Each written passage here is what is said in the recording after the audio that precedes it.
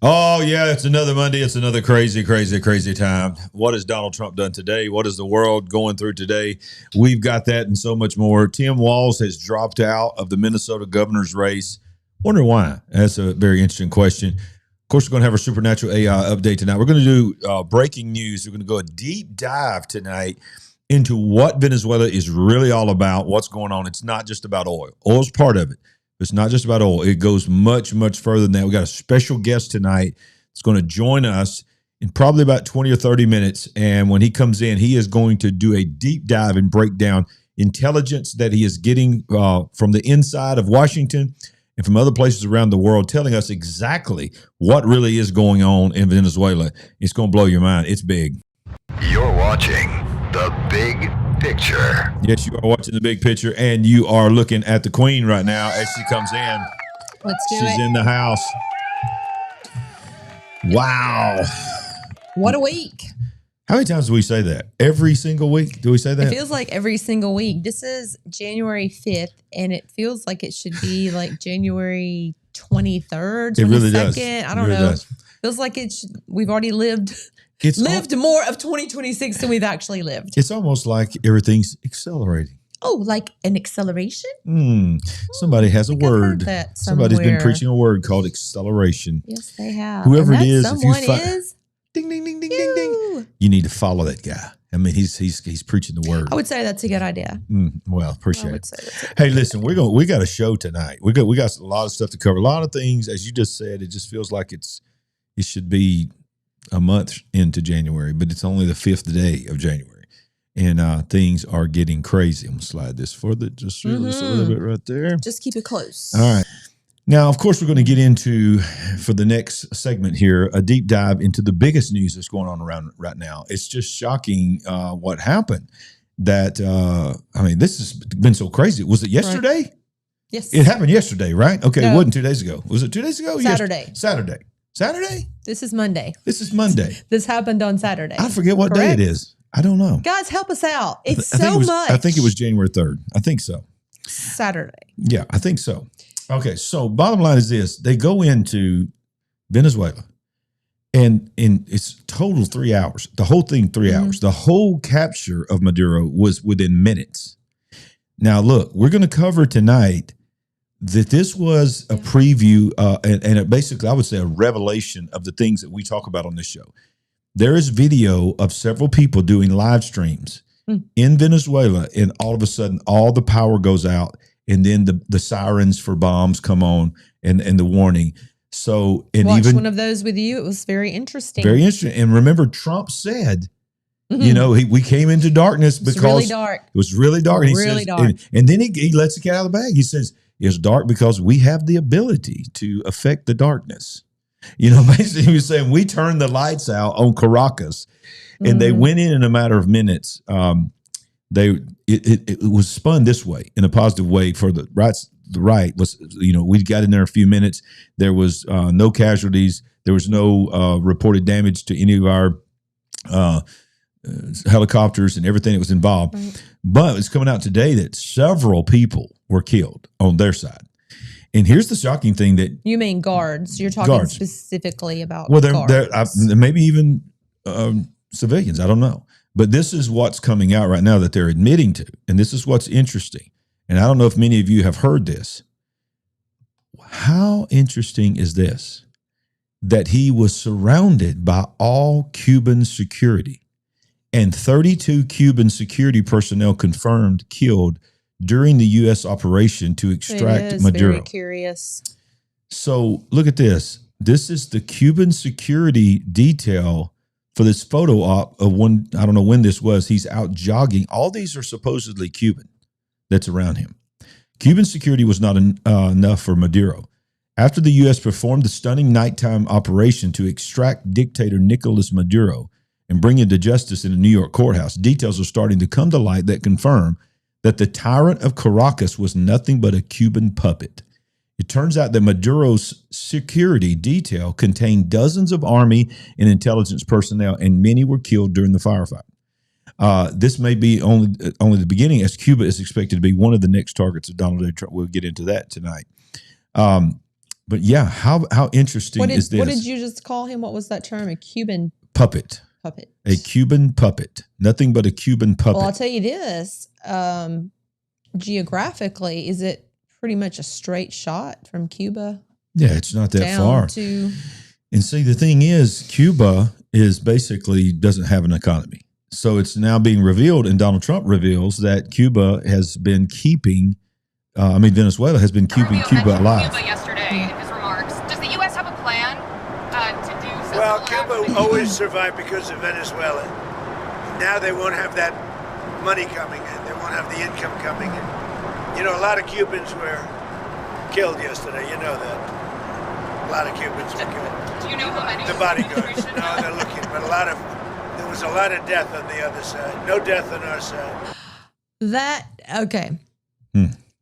So when he says, a lot of Cubans were killed yesterday, that kind of makes sense, right? The way he likes to drop comments and just say things that if you're not paying attention, which quite frankly, I missed that the first go around until you said possible Cuban puppet. I mean, yeah. does that kind of track? Whatever. Absolutely. I don't know. I'm laughing again. I'm sorry. Sorry. Okay. You can get blown back. Just go get mad at you. Hey, look. I'm trying. I'm going to be more aware. You're doing good, mate. Okay, thanks. So, look, did CJ change his name? CJ, what is his name? The what? The NX user? CJ, what are you doing? Is there he's one of our moderators, y'all. This is one of my right hand men. The NX user. Linux user? Linux user. I thought that was my wife, who is no technology, she knows nothing about tech, figured it out for me. I did. The Linux user. That's what it is. That ought to be worth a few points. That was worth some points. But look what Marco Rubio said. Talking about Cuba. I think they're in a lot of trouble. Rubio signals Cuba is next. The target that's coming up next reveals that Cubans control Venezuelan intelligence by guarded Maduro. Is there any end to this list? Because according to him, Venezuela obviously just got it. Cuba's in trouble. Iran's in trouble. Mexico's in trouble. Who else is on the list? There's a lot of people in trouble right now. You better watch it. Well, let's go there. And then we're going to bring our guest in just a moment. Trump hints at possible military operations in Colombia and Mexico. Expects Cuba's downfall. President Donald Trump warned on January 4th that drug traffickers in Colombia and Mexico could be facing action by the U.S. military, while predicting that Cuba's communist regime is likely to fall after precision U.S. airstrikes in Venezuela that led to the capture of its leader. Speaking to reporters aboard Air Force One, Trump was asked whether the United States will pursue military actions against Colombia, to which he replies, "Sounds good to me." Colombia is very sick too, run by a sick man who likes making cocaine and selling it to the United States, and he's not going to do that very long, let me tell you.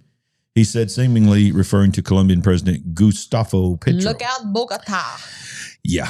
Trump also warned the United States might have to, quote, do something with Mexico, end quote, in regards to drug smuggling, saying the country's government is not doing enough to combat drug cartels. Mexico has to get their act together before they're pouring through Mexico, and we're going to have to do something. We'd love Mexico to do it. They're capable of doing it, but unfortunately, the cartels are very strong in Mexico. Trump noted that he has offered U.S. troops to Mexican President Claudia Sheinbaum each time they have talked to help combat drug trafficking in Mexico. But despite her concern, Sheinbaum was just not willing and a little afraid. When asked about possible military action in Cuba, Trump said that won't be necessary, as he expects the country to fall on its own now that it has no income. They got all of their income from Venezuela, from the Venezuelan oil. They're not getting any of it. I think it's going to fall. I don't think we need any action.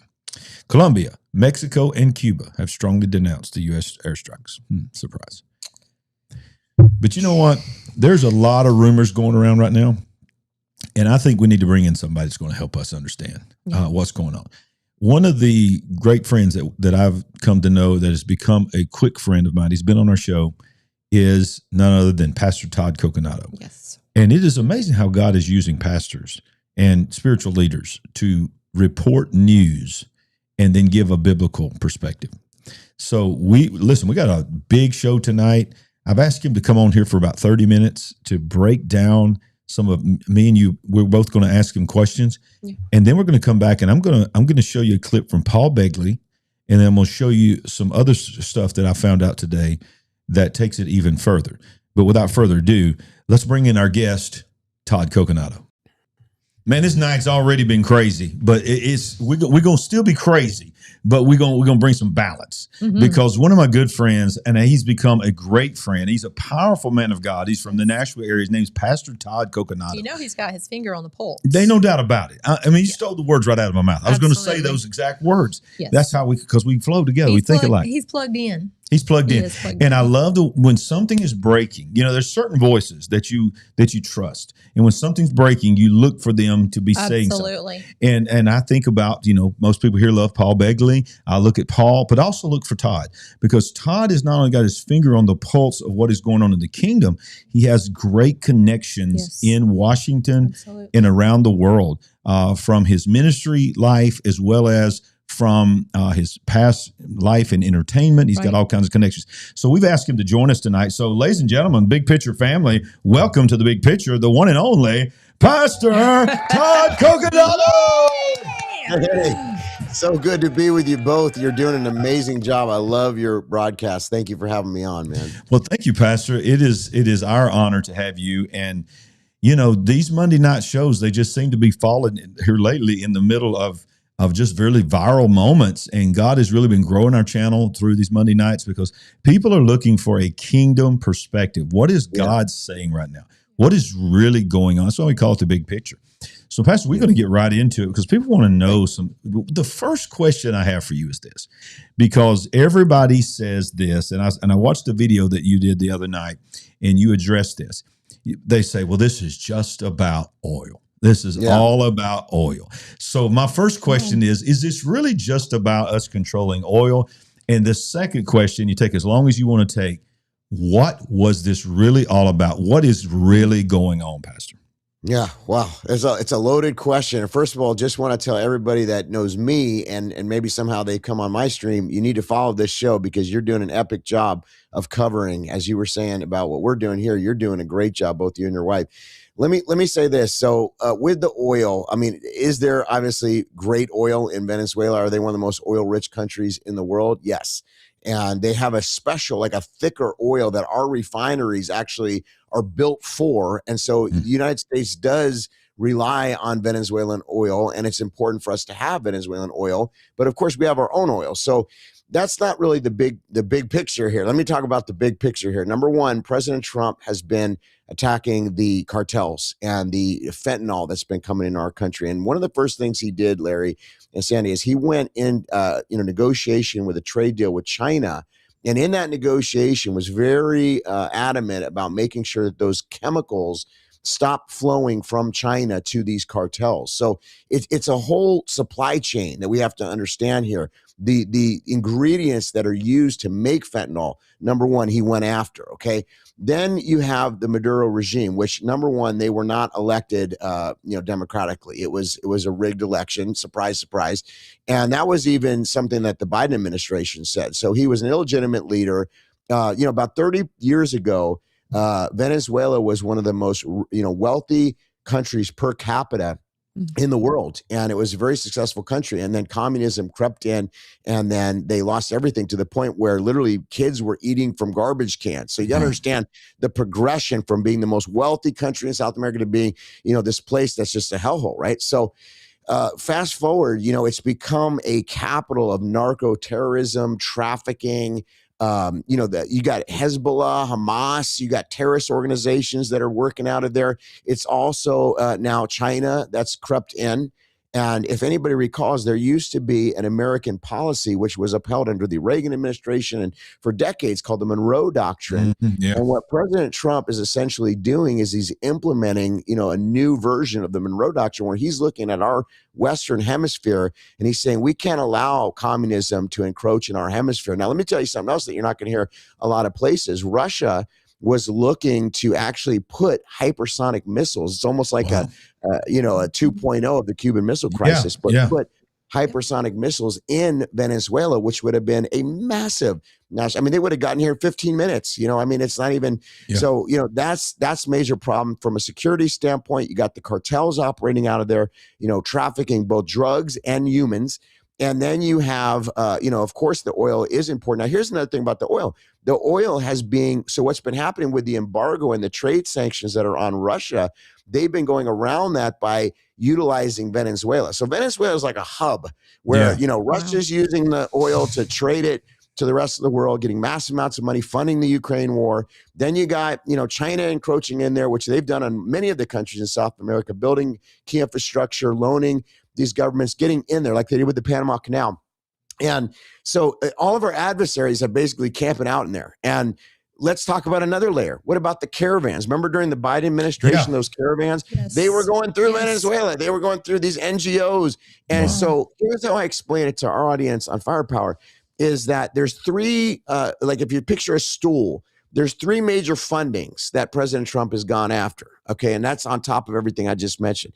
He's gone after USAID, if you remember with Doge. Yes. Yeah. And USAID there was a lot of corruption. Okay. We'll just say a lot of corruption. Mm-hmm. And a lot of that was being, sent to the NGOs and a lot of organizations that should have never seen any of that money. So it wasn't really us doing what our initial mission was with USAID. It was funding all these, even we found that even some of the money came back to George Soros, which we've always wondered, how does this guy have so much money? So he cut USAID, which was a death blow to a lot of that. Okay. But there's still other legs of funding. And one of them is the Ukraine war. So all the money that we've been sending to Ukraine, not all that money makes it to where it's supposed to go. A lot of it goes to oligarchs. It goes to corruption. We've even found where it goes all the way back to the Middle East, including some of the equipment that's been sent and the weaponry. So that's just bizarre. So you got Ukraine, you got USAID.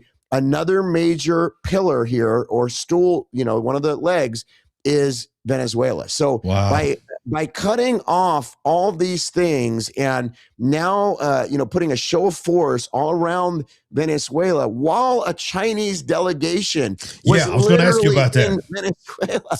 They were They were there. They were there. They were on the ground. In fact, correct me if I'm wrong, Pastor, the last public meeting that Maduro had was with the Chinese delegation, a photo op and all of that. I think that was on purpose. If you recall, both his meeting with Putin and Xi Jinping, President Trump, had planes fly over. He was meeting with Xi Jinping one time and literally did a strike. I think it was in Syria as he was meeting with Xi. And here's another thing. So Russia, they've relied on a lot of these rogue regimes like Venezuela, like the Assad regime, which has now been toppled under, the first year of Trump. So, the legs are all getting taken out. And that's what people have to understand from a macro standpoint. As you zoom out, they are closing in on the funding of the deep state. And what people also probably don't really understand is that the corrupt elements of our intel community, the regime change type CIA types, they've also been, involved in funding some of this narco terrorism. So President Trump has an internal war that he's dealing with the intelligence community. Then he's dealing with the external, with our adversaries abroad and the cartels. And I think what he's trying to do, Pastor Larry, is I think he's going for the jugular. I think he's looking at the head of the snake and saying, we need to take out, think about it as a pastor. How many families do you know that have been, hurt so badly by fentanyl abuse, by drug addiction, cocaine addiction? I mean, could you imagine? This is a real war on drugs. This is one that's going to have lasting implications. And think about the thousands, if not millions of lives that are being probably going to be saved from what just happened. So this was a real risk. And, he took a risk. It was a gamble, but it was a calculated move. And militarily, they went in precision and were able to extradite Maduro without any casualties, without any loss of equipment. And it really was a massive show of force to our enemies. And I think that's what I was about to ask you. I mean, I've heard several people comment on the world, the Chinas and the Russias and all this. They're shook because they realized that they do not have a military that could pull something off like this. That this is so rare. So we're so used to like video games and movies. You see in the helicopter and somebody dropping down. We're talking about real life here. Real lives. And what is his name? Raising Cane. Yes, General Raising Cane. General Raising Cane.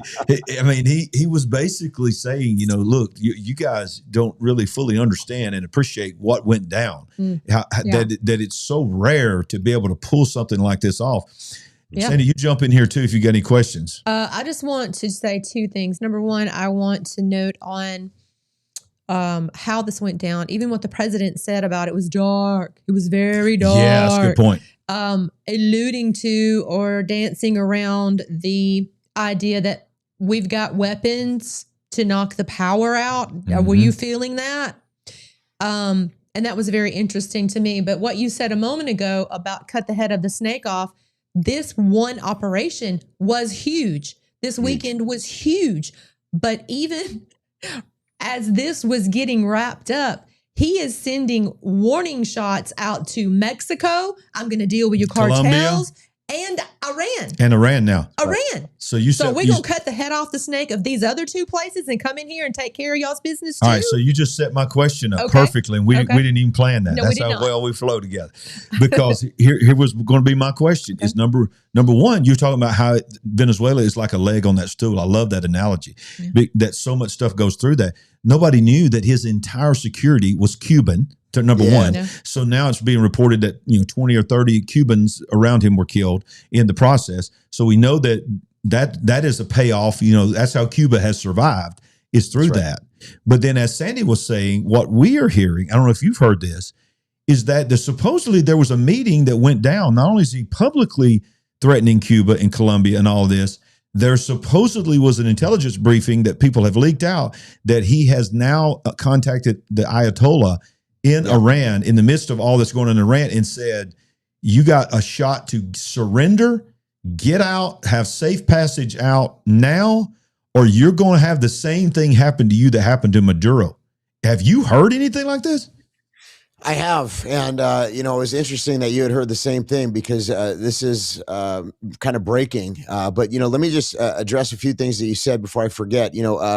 Maduro's regime, to your point with the Cubans, they've been pretty much keeping Cuba afloat. So this is going to be a major weakening of the Cuban government. And of course, that's not a friendly government there either. So there's a real possibility that we could see Cuba fall, which would be epic. Okay. So that's one other piece there. 97% reduction in drug boats since the U.S. has had their military surrounding Venezuela. That's a massive drop. I mean, 97% reduction, because you got to think that, the Somali, all the pirates and everything, none of them are doing anything right now because they're all worried the U.S. has half their Navy parked out there. So all of a sudden the waters got safer. So now let's talk about, Colombia is on notice. You have the Colombian leader literally saying, come get me. I don't think that's a wise thing for him to be saying right now. President Trump is very emboldened by what just happened. There's another, President Trump mentioned Greenland. He's still looking at Greenland as something that he believes we need to go there because, Russia and China are, again, all over Greenland from a strategic standpoint. So let's put a comma there. And now we go to Iran, which really is, the largest state sponsor of terror in the world. And, ever since the Ayatollah Khomeini has been in power there, it's never been the people of Iran. The people of Iran are not bad. It's the leadership that has been awful. And there's been several times over the years, even not so long ago, where the people have had these types of protests and they were horribly, people were shot and killed and it was so awful. And during the Biden administration, they did not have support for regime change. President Trump I think he's supportive of this. And I think even more so than we even realize. And this is a really pivotal moment. So I would just ask all Christians right now to be praying, because if this regime in Iran falls, it will be the biggest piece of the puzzle probably in our lifetime. Wow. Since maybe the fall of the Soviet Union. But that's how significant, because everything on the world map is going to change. The Middle East will instantly have a vacuum where Iran was, which, they fund Hezbollah, Hamas, Yes. they're against all the Abraham Accord countries. So, it will change everything for Israel. It will change everything for the United States. They also have sleeper cells in America, by the way, and, are funding terror all around the world. So that would be, to our point, the real head of this. I mean, it would be massive. It would be massive implications for Russia.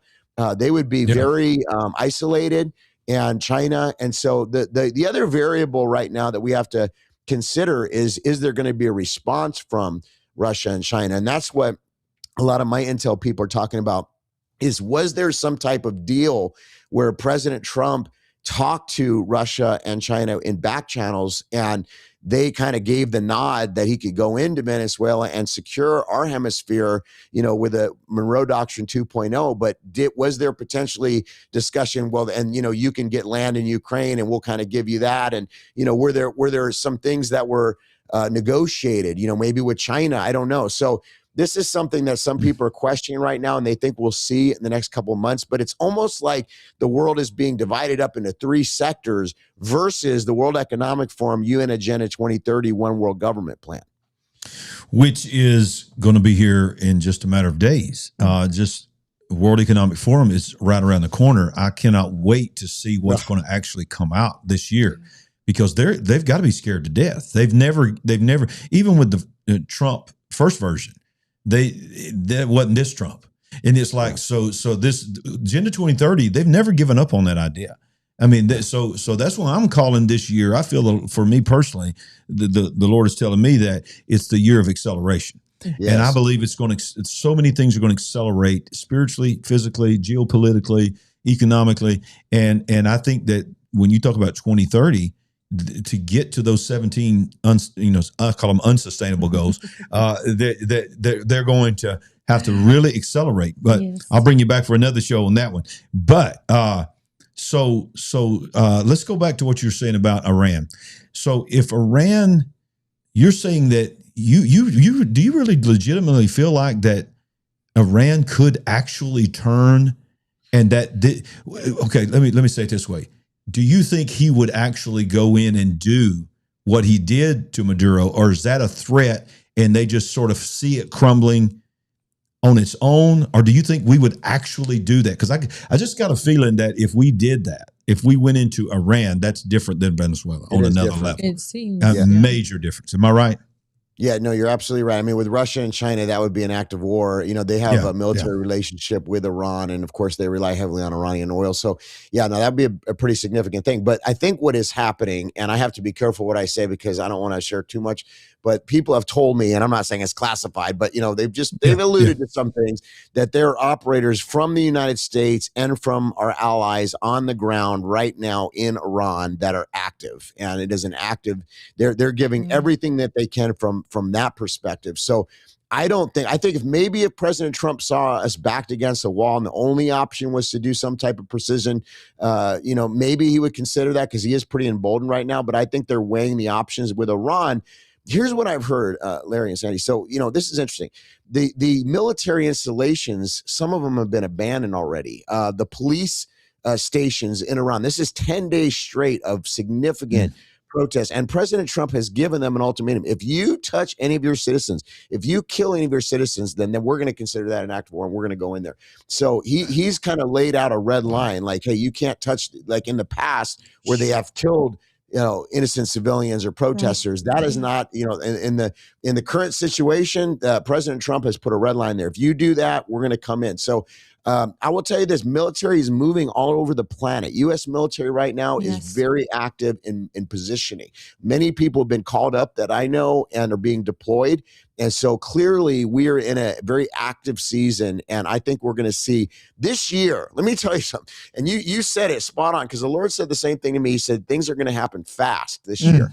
And just coming into the first week of the new year, look what's happening. I mean, you have the corruption of the Somali fraud scandal in Minnesota, which is far greater than Minnesota. It goes all over the United States. And that's come out. You had the Maduro regime basically falling, at least him being, taken out and brought into justice here in the United States. You have Iran, which is now in its 10th day of protest. We're only in the 5th day of 2026. So I would say buckle up and be ready. Yeah. And, here's another piece that we haven't mentioned. I need to be careful about this due to censorship. But, 2020, there is a large factor that is also connected to 2020 with Venezuela. And I think most people know what I'm talking about. Yes, and that President Trump has been, retruthing and putting up a bunch of videos on Truth Social about that. And I know it's on his mind. And we know that there's plenty of evidence. I remember doing an event with Sidney Powell in Plant City, Florida. And when she was out there on the circuit talking, and the stuff that she said in 2020 is still right today. And she went through a whole legal storm, and so did, many other people over that. But I think there's still more to be said there and more to happen with that. Well, we're going to, like you said, we're going to be very, very careful how we say this because they're very strict on this. I will just say that I did listen to a video from that timeline with Sidney Powell today. And all I can say is that she said, we have evidence to show that there was a system, we'll just call it a system, that was created to fraudulently elect Maduro. And that this system that was created in Venezuela is being used by other governments in their elections as well. And so you can do them. You can go do your own research to find out what system she was talking about. But y'all, it was originated in Venezuela, invented and created in Venezuela. So let's go further in that.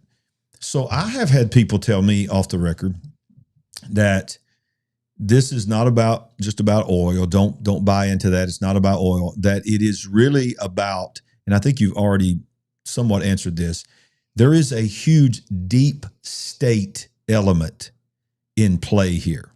That there are kickbacks on a level that we can't even imagine. Because I'm thinking about, you were talking about Iran. One of the things that our Big Picture family knows, Sandy and I have covered, that one of the number one, if not the number one superior drone manufacturer in the world is Iran. And Iran is funding and creating drones to sell to Russia for the war in Ukraine. Well, it came out this week, and we covered tonight on our show. We've already showed you that tonight, that one of their major manufacturing hubs to manufacture these drones to go back to Iran to sell to the world was in Venezuela. Had you heard that? I did. Well, because it's this whole network. It's this ubiquitous network of, they're all connected. You got Venezuela, Iran, Russia, China. They're all kind of working together. And they're proxies, like Cuba. I mean, they're proxies of the communists in the world. And so they share, military equipment, intelligence, all that stuff. So, obviously China is the number one drone producer pretty much in the world. And then, they're also sharing some of that technology and going back and forth like we do with Israel and other of our allies, so that's happening. So, there's an AI arms race, as you know, I think it was Project Stargate. It's one of the biggest infrastructure projects in history that President Trump rolled out almost on his first, I think it was like one of his first things that he did. And one of the things that we're working on right now here in the United States is 6th generation aircraft, which I think if I recall, I think the contract went to Boeing, which was like you saved Boeing from like a death spiral because they've been having a lot of problems the last couple of years. But if they develop this 5th generation aircraft fighter, which is going to kind of replace the F-35 and be the next generation, what was so cool about this, so interesting, is that it's like a mothership and then it has a bunch of drone ships around it. Have you seen this? Wow. I have, And so it's like one ship with like this crazy AI component, that's like where the fighter is. And then the ones around them are all drones, but they look like fighter jets. And so they're doing like some of the tough maneuvers to kind of, so this is the type of stuff that's coming out in 6th generation. And we're in an arms race right now with AI with China. So when you talk about drones, I mean, we've seen the use of drones in the Ukraine war, and they've been such a big factor. And this is really the first war where we've seen it to this level, so a lot of things have been tested on the battle. I mean, Ukraine doesn't even have a military barely. I mean, their whole military is propped up by the Western countries and NATO alliance. So, and our funding. So the reason why the war is still going is because they've been utilizing drone technology. And so there's a major fight for AI and for drones and for 6th generation equipment. And I think this all kind of goes to what we're talking about right now. Well, I can feel this, and Sandy, you may help me word this a little bit better because I know you're probably thinking this too, is I can feel it. I can feel the pushback in the live chat. I can feel it in the comment section. Yeah. They're saying things like, this guy's he's made Trump out to be God. Trump is perfect and all that. We know that's not true. But what I'm saying is, people are going to say, and I want to get your answer to this. Number one, as someone who's got their finger on the pulse. Number two, as a pastor. Trump came into office that he was going to solve wars. Right. And I'm sure you're seeing in your comment section, we're seeing in the comment section as well. It's like, well, okay, this is not what we voted for. He's all about regime change. Even the one of Redacted's titles tonight, breaking, CIA planning multiple new regime change operations. Yeah. So, I don't think we did vote to be the world's police. And, no. but I want us to just both sides of the coin and you give your raw answer to what do you say to the critics that would say, it looks like same old here. Trump, somebody's got to him and we're trying to be the world's police. Well, none of these are easy questions. And, I really appreciate this discussion. I appreciate the questions you're asking because they're the right questions. So obviously I'm a preacher. I'm an evangelist. I'm a pastor. That's my heart is soul winning. When President Trump got the reins, when he took over and got inaugurated, he basically inherited a country that was on an organized collapse. They were basically a demolition. It was like controlled demolition of the U.S. from being a superpower, and that's part of Agenda 2030 is U.S. would be one of many versus the world superpower. The dollar was on the down. You had the BRICS rising, and there was even talk that the U.S. could lose global reserve. And so when President Trump came, when he came in, it was like the U.S. was on life support. So what he did was he initiated tariffs, and tariffs were able to quickly bring in large sums of money, which has helped our economy. Because think about it, we still, as the global reserve currency, we're sending out paper dollars, fiat currency, and we're getting back goods from all around the world. And as countries have been de-dollarizing and countries have been doing bilateral trade deals and going around the dollar, it's been very destabilizing. And this has been the intent of the globalists is seeing an end to, because they hate our Constitution, they hate our ability to have religious liberty and freedom in the United States, and they look to China. Many people, all the publications and the articles for years have been saying China is rising and the U.S. is on the decline. That's all by intent. That's intentional. So what he's done is he's essentially slowed that, and he's eventually trying to reverse it. And what he's doing is, first of all, he did the tariffs. That kind of stopped the hemorrhaging a little bit, okay? It's brought in, some say even trillions of dollars in our economy. Then he went out and you remember he went and renegotiated trade deals with China, with the EU, all around the world, and level setted these very imbalanced trade deals. And by doing that, he secured several trillion, I think it's like 17, like some crazy number of money that's going to be coming back. And what he's going to do is he's going to rebuild the manufacturing. So right now, if the U.S. were to lose the global reserve overnight, not only would the dollar intrinsically lose like 40% of its value, we'd see hyperinflation and we'd probably go into a very bad depression for many years. And many people would die, quite frankly. So, what it looks like they're doing right now is they've slowed that and they're giving the dollar another run here. It's kind of like Joseph Z and I talk about, one more round, right? Mm-hmm. And what I think is happening, and President Trump understands, is that we probably can't sustain, to be world police like all around the world. So they actually changed our defensive posture and our doctrine. I don't know if you saw that, Larry, but they literally put that out not long ago, and it was substantially different. They say Europe's going to have to defend itself. America is really not going to be the one footing all the bills anymore. We're looking more from a defensive posture. We're now going to look more to the Western Hemisphere. So what we're seeing play out is exactly what that doctrine laid out. And so that was a pretty disruptive thing because it really changed the way that we look at the world.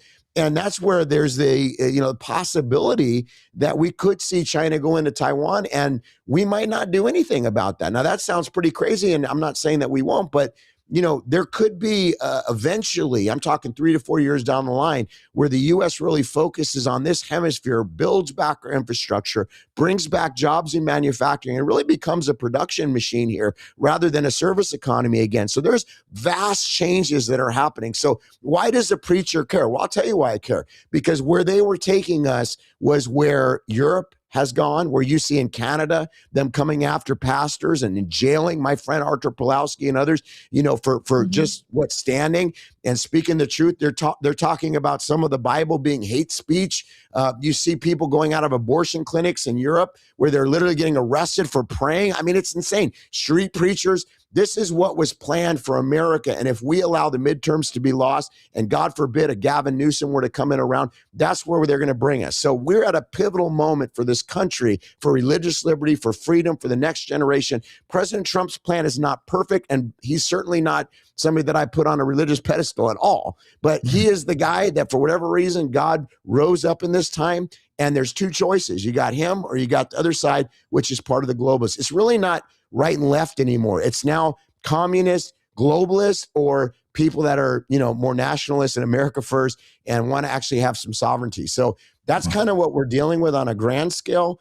And it's all kind of hard to keep your finger on. But what I see President Trump doing is bringing back jobs, bringing back manufacturing, securing large investments in our infrastructure in our country, bolstering the military, securing the Western Hemisphere, closing the borders. And that is a pretty big deal. Stopping the drugs, stopping the flow of human trafficking. All these are massive. And in the middle of that, we're fighting internally. We got Mandami that was just, sworn in on a Quran in New York, and we have this major infiltration here that President Trump is trying to stop. And so we're in a battle, and we need to be praying. And so why does a preacher talk about this? Because there's a lot at stake. Our country, our future, our currency, and our religious liberty. Sandy. Wow. Yes. what do you? Very well said. Absolutely. Oh my goodness. I mean, you just took a few moments and put a lot of things into perspective, and you just kind of put them in order. We all hear this, we know this, but you just set them in order to where we can all process that, because there's all these things floating around, they're happening. Yeah. And sometimes we don't have a very good perspective of what each individual thing is. But I thought what you said helped a lot. Absolutely. One of the things I told my church Sunday, I preached I told myself, I'm going to be parked in Matthew 24 for several months, just off and on. The signs of the end times, the wars, rumors of wars, pestilence, and of course the days of Noah. It's what I wrote my book about, the final flood that's coming out in April. Thank you. You're one of my endorsers. Thank you so much. But I always tell them, don't forget the most powerful part of all of that is not the days of Noah, the war, the pestilence. It's that he led his answer to the question about the signs of the end times, see that you be not deceived. Yes. And what I told our church, I said, what I don't hear preachers preaching is the deception, in my opinion, Pastor, is not going to come from the UFO, the disclosure, and the aliens. Right. It's going to come from a church that is weak and anemic because they have listened to the wrong voices. And the fivefold ministry gifts are to equip the saints for the work of the ministry. And the work of the ministry is for our eyes to be open, what's going on. So that is why I was thinking about you today, and I knew he was going to be on our show tonight. And I was thinking, what are you doing right now? And it's like all these pastors like myself, like you, never did we ever dream that we would be newscasters. I mean, that we would be covering the news. That was never on our bingo card, okay? That's a great way of putting it. But God, in his infinite wisdom, and quite frankly, a lot of it started during COVID when everybody was at home. God said, okay, people are at home. They need spiritual answers. Yes. So Todd Coconato don't even know what I'm doing. Miles Rutherford doesn't know what I'm doing. Mike Signorelli doesn't know what I'm doing. But you know what I'm going to do to Joseph Z? I'm going to just start putting on these preachers' hearts to get on this screen and just start telling the world about what is really going on. And we're going to do it because we love them and we love God. But God, we didn't know it that God would say, but yet in the end times, you're going to become trusted voices that people will look to for news and breaking news over the mainline media. What is it, the term Joseph C. is using this last week or so, and Nick Shirley really prompted him to start saying the young lions. Not the young lions, yes, but the was it the solo journalist? What is that word? I know what you're talking about. It's if you wouldn't have said that, he's talking about you guys and a lot of other people and people that are not even necessarily in the ministry going out. Citizen journalists. And just, reporting what is happening in an untainted way, in not propagandizing anything, just reporting what is happening on the ground. And I'm sure you're seeing this also, Pastor, is people are visiting your church coming to your church, driving long distances because they're saying to you the same thing they're saying to us. We cannot find this anywhere else. So we're going to come here because we need the truth. Are you experiencing that?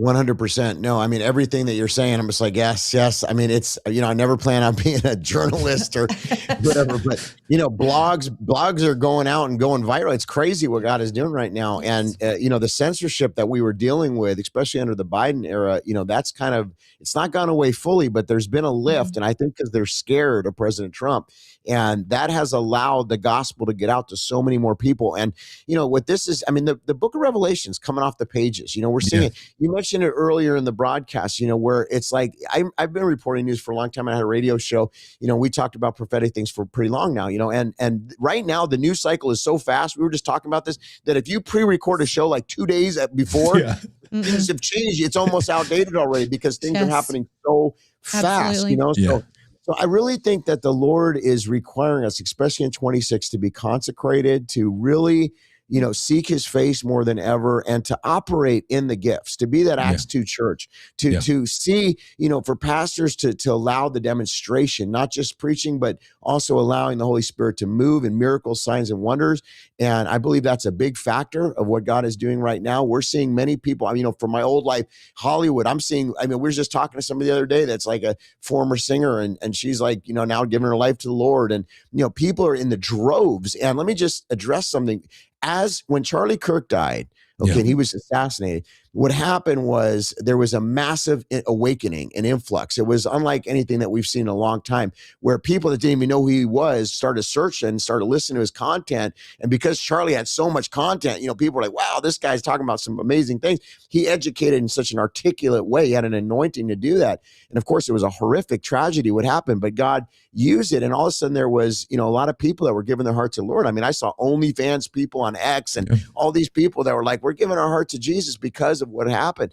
And right after that happened, and talk about discernment, if you notice, it was like a few weeks, there was a psychological warfare operation that was launched on the conservative and the MAGA movement, and really against the church. Let's be honest. It was against the Christians, because without the Christians, none of this stuff would have happened. And the praying church that got together before 24 and interceded and prayed, and God responded to the prayers of the righteous and gave us a reprieve and an addition of time so that we can win souls. And so what we're dealing with, it's a distraction. It's a psyop. And many people have tried to pull me into this infighting that's going on in the greater movement. And listen, friends, don't get caught up in that. You got to look at it from a spiritual standpoint and understand what's going on. Discern the times, like an Issachar anointing. Understand and discern what's happening. This is a psyop. This is meant to stall the momentum, to stop the great move of God that's happening and this influx of soul winning. So we got to get back focused on that, and the devil will not have any ground. But if we keep sowing in, and getting into discord and disunity and all this stuff, that's what the devil wants, because then it distracts us from that great influx of souls. And that is still happening, but we've got to take advantage of it. The harvest is plentiful. The laborers are few. Sandy, closing thoughts with Pastor Todd Coconato. Well, I think he's pretty much taken care of everything and wrapped it all up, put a bow on it. Hey, you have been a blessing tonight to the Big Picture live show tonight, because people are just, they need peace. They just need peace. They need to know that, we're not just trying to be political here. We're not choosing a side. This is not about a donkey or an elephant. This is about the kingdom. And this is about freedom. And we do love our country. There's nothing wrong with loving our country. And we do love our country. But I think you've helped bring some clarity tonight and help give people some hope, because when you don't understand all of these, it's a lot. It's so many things at one time, and you don't really understand them. Some of them work together, the interlocking parts. Some of them are just kind of independent things going on out there. But when it's confusing, you can lose hope because it just seems like it's overwhelming. It's just too much. And I feel like you've helped bring some clarity and bring some peace tonight. Amen. And for everybody to know, you wouldn't know, but he is battling some kind of sickness. We don't know if it's the flu or whatever, but y'all, he came on here just for you guys. And he literally told me that before we went on the air, that his wife said, "What are you doing? You cannot do a show." And you said, "I got to do it." You're crazy. I like Larry and Sandy. They're amazing. I got to go on. So thank you so much for your time. Now, I hope and pray that you are touched tonight, that you are healed, and that you get plenty of rest. And everybody go over and follow Todd, everything he's doing, toddcoconato.com, his church there in the Nashville area. If you're anywhere in driving distance, go to his church. It's an amazing church. And, of course, follow him on YouTube and everything he's doing. And it won't be long, you'll get to come down to Birmingham and see him as well. So thank you. Thank you again, Pastor. We are too. Thank you so much. I think 2026 is a major part of it is alignment. And so make sure you align with like-minded people of God, like these two that are preaching the word truth. And I thank you for your ministry, my brother. Amen. God bless. Woo! Come on. Man, that was amazing. People asking, what is his name? Todd Coconato. Go to toddcoconato.com, toddcoconato.com. Find him on YouTube. Follow his stuff. He is phenomenal. That was just tremendous. I mean, I'm talking about that was not just a guest preacher on the show. That was somebody, he brought the receipts, baby. He's a plethora of information and knowledge. We're so thankful. And what we say on this show all the time is we love our friends that God has connected us with because we get the opportunity to spend time with them outside of church services and shows. Right. And Todd Coconato is the real deal. He is absolutely sold out to God, and I'm thankful that he came on our show. Y'all, he was battling. He's told me he has the flu and a fever. Y'all, when he got on, when he as soon as he went off, he was just wiping sweat off of his face because the fever hopefully was breaking. But his wife is a nurse and told him, Don't do this. What are you doing? And he's like, I love Larry and Sandy, and I love the big picture. I'm going to do it. So we're very, very thankful for that. You know, let's go back and talk a little bit more about what we talked about on the show already. Iranian drones. You know, this is something that you're not really seeing. We talked about it with Todd, and we want to go a little deeper. Made in Venezuela, Iranian drones. Tehran's axis of resistance expansion strategy just took a hit. You're not going to hear this in the news. Few seem aware of the interwoven strategic geopolitical relationships at play behind the headlines coming from Iran and Venezuela. However, you can rest assured that neither Secretary of State Rubio nor POTUS is so naive. The recent action against Nicolas Maduro was billed as taking aggressive steps against chronic sponsor of narco-terrorism, but the issues are much deeper. At this very moment, a politically diverse range of social media influencers are busy criticizing the intervention. You know, it's about oil, all this. Still, none seem to be aware of the accounting of these deeper geopolitical issues. Now, it goes on. This is just a long writing here, but he brings the receipts and the facts that the core of Iran-Venezuela drone collaboration is Iran and Venezuela have been under heavy U.S. sanctions for years. Both nations share a strategy of technological autarky. Technological autarky is the policy goal of making a country self-sufficient in critical technologies, so it does not rely on foreign nations for the development, production, and maintenance of essential tech systems. So it's just a lot of jargon that goes on to say that in 2022, reports emerged that Venezuela had opened facilities believed to be assembling Iranian drones, possibly under local rebranding such as Ansu 200. But these are some of the drones that were sent to Iran from Venezuela. A Venezuelan version of this drone is at the airbase. So there's more and more evidence that are coming out that Venezuela was not just about oil. It was also about the connection of, I'm not going to use this term other than tonight, but this axis of evil. Remember, that's what Bush said. But there seems to be this, you know, we automatically say China and Russia and then Iran. We always say that. Mm-hmm. But what we're seeing now is there's other countries, smaller countries like Venezuela, that are funding and are a part of this operation of these big names. Yeah. Very interesting. Yeah. I mean, go all the way back to at least the 60s. Russia was in Cuba.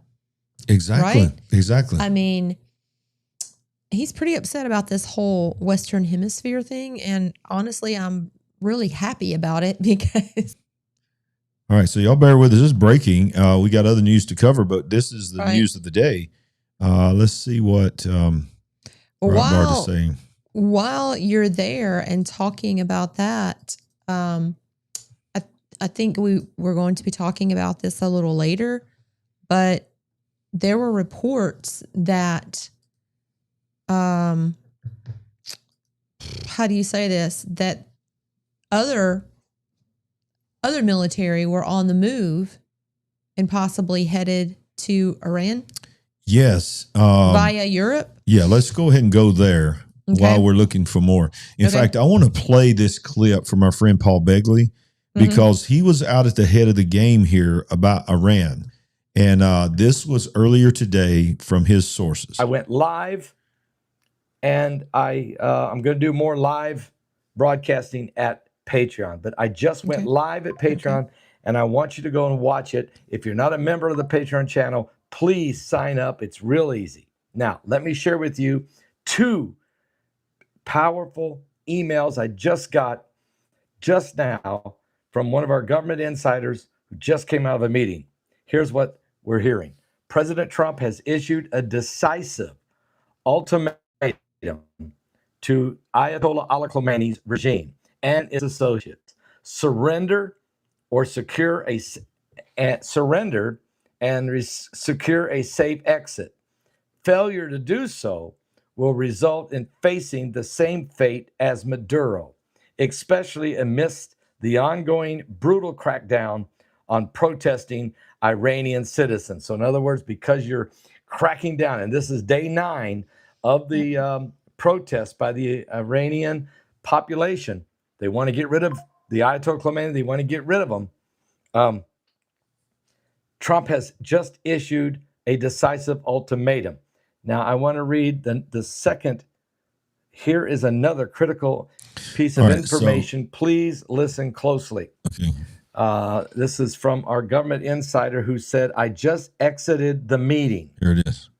We're initiating the movement of significant asset deployments in the Middle East, specifically targeting Iran. They are readily mobilizing the Night Stalkers and other special forces, while Iran is also gearing up its ballistic missile capabilities. I will share further details as they come in. Well, who is the Night Stalkers? Well, all right. So people are commenting about Dabu in the live chat. So let's just go to the Dabu breaking of it. We have it ready and queued up as well. This is Dabu 7, and it looks like we have a series of events here that are showing that a military operation is about to go down in regards to Iran. We know that Maduro has been captured, and things are kind of fluid with the whole Caribbean. And there's definitely going to be some blowback. Something's going to happen in response to all these moves. You can almost guarantee that. But one thing is for sure. Iran is calling for this right now. They're saying that they're expecting the U.S. and Israel to hit them here within the next 72 hours or so. You can see right here, multiple headlines. They're preparing for a new wave of American-Israeli attacks in the region. And a lot of signs are pointing that way. Another big clue or hint that this is going down is there's been an onslaught of military assets heading across the ocean and into the region, into the area. A ton left out of Fort Campbell here in Kentucky. Wow. And the Night Stalkers that were conducting the whole Maduro raid, they are now heading toward Iran. All right, so I'm going to stop that. I'm going to go back to it, but I'm just reading this here. It says the incident, we're talking about the gunfire that's now happening in Caracas. The incident, according to Geo Insider, I don't know if this is true or not because this is only 5 minutes ago. The incident was caused by friendly fire due to confusion. Surveillance drones were deployed without informing ground security units. When personnel on the ground spotted the drones, they mistook them for a threat and opened fire. Confirmation the drones belonged to their own security forces came too late, which prolonged the chaos and led to the gunfire seen in videos online. So yes, it basically confirms that it was their own drones being mistaken as hostile. So it says this other guy with Breaking 911 on X says the administration, White House, is closely tracking the reports of gunfire out of Venezuela. The U.S. is not involved. So this is either that as this report is that this was friendly fire and they freaked out and they started shooting their surveillance drones, or this is a coup d'etat. And I would not be surprised if it's a coup d'etat. I know. And, you don't know the truth until the dust settles sometimes. Exactly. And you those still types don't know of the things. truth. Yeah. Not the full truth. Yeah. But yeah. Okay, so let's continue on this path. Before we do that, I want to remind everybody that you can always just go to LarryRagland.com, LarryRagland.com, and when you go there, I want you to go there and go to the events tab. This is sort of time sensitive here. We're going to be headed to Florida tomorrow to preach at a conference in Naples, Florida. Naples. Naples, Florida, not Nepal. We're not going to. That's a different continent. Last time I checked, I've been to that country, Nepal, and I have seen. We're staying on this continent. Yeah. I've seen it. I've seen. What's the mountain? Tallest mountain in the world? Everest. Mount Everest. I've seen Mount Everest. So whatever. Okay, I got a million things going on right now. Okay, he does. So go to LarryRagland.com, click events. And then go down to this one right here. Where's it at? Get Ready Conference. The Get Ready Conference is in Naples, Florida. And Sandy and I both will be there. So if you're in driving distance to Naples, Florida, tomorrow night and then Wednesday morning and Thursday morning, we'll be doing the sessions there. And it's free. It's a free conference, but you do have to be registered. We'd love to see you. Just want to let y'all know that. All right. So let's get back into the news here. Let's see. So let's go back to Iran. It says the Ayatollah is seeing the writing on the wall and has an escape plan ready. This is from a Discern report here. It says that he has reportedly drawn up a secret escape route to Moscow should the ongoing protests overwhelm his regime's grip on power. According to the intelligence report, the 86-year-old ruler would depart Tehran with a small entourage of up to 20 family members and aides, including his son and heir apparent, Khomeini. This contingency mirrors the recent flight of Syrian dictator Bashar al-Assad, who sought refuge in Russia after the downfall in December 2024. Did he take the gold with him when he left? I would not be surprised. I would not be surprised if he did. Reports he took the gold. This is the other one I wanted to show you. You sent me this one earlier. This is from, I don't know what GB, is that Great Britain News? I have no idea. I don't know. I just, Amir posted it a while ago, so I immediately sent it to you when I got it. So this is a guy talking about the movement of the all the planes and the all American the military forces, because they're coming into Europe first. Yeah. So let's listen to this. This is where it's began to break, that massive amounts of equipment is being moved towards the Middle East. Well, Dawn, there has been a lot of overnight and early morning movement from the United States Air Force. We've seen several C-17 heavy lift air cargo planes arriving into two RAF bases where the US has extensive presence, which is Milton Hall in Suffolk and RAF Fairford in Gloucestershire. What you're seeing on your screens right now is an AC-130J gunship that arrived into the United Kingdom this morning. Now, it's been around for several decades, but that particular variant is known for close air support, usually supporting special forces on the ground and providing a lot of oversight. It's also important to note that the two air bases where these C-17 aircraft have arrived from in the United States, in Kentucky and in Georgia. Now, they are from the same air bases that provided the forces we saw launching that daring raid on Caracas in Venezuela. That is, they host the 160th Special Operations Aviation Regiment. Now, what could they be doing? Could they be in the United Kingdom, this surge in activity, to prepare for further deployments beyond the UK? Could they be heading to the Middle East?